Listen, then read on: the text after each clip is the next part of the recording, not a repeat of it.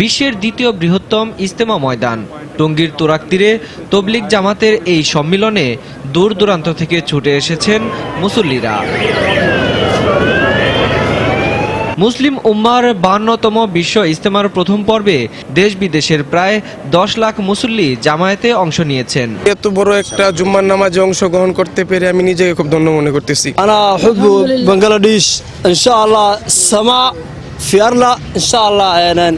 We love Bangladeshi people, inshallah. এবার ইজতেমার প্রথম পর্বে 17 জেলার মুসল্লিরা অংশ নিয়েছেন। তাদের জন্য রাখা হয়েছে চিকিৎসা ব্যবস্থা, বিশুদ্ধ পানির সরবরাহ, নিরাপত্তার জন্য র্যাব পুলিশের ওয়াচ টাওয়ার সহ 7 স্তরের নিরাপত্তা ব্যবস্থা। আমি তো এই পর্যন্ত যেটুকু পাইছি ইনশাল্লাহ যথেষ্ট ভালো, ব্যবস্থা ঠিক আছে।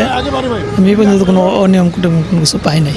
সকালে আম্বয়ানের পর দুপুরে শুরু হয় জুমার নামাজ। দেশের সবচেয়ে বড় জুমার জামাতে অংশ নেয় প্রায় 10 লাখ মুসল্লি। আল্লাহর কাছে আমরা বিশ্ব মুসলমানদের জন্য শান্তি কামনা করছি।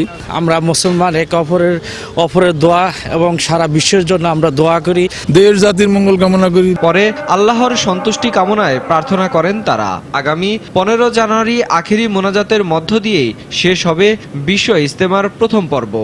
মহান সৃষ্টিকর্তার সন্তুষ্টি অর্জনের আশায় প্রতিবছর টঙ্গীর তুরাগ তীরে মিলিত হয় লাখ লাখ মুসল্লি। সকালে আম্বয়ানের মধ্য দিয়ে শুরু হয়েছে বিশ্ব ইজতেমার প্রথম পর্ব।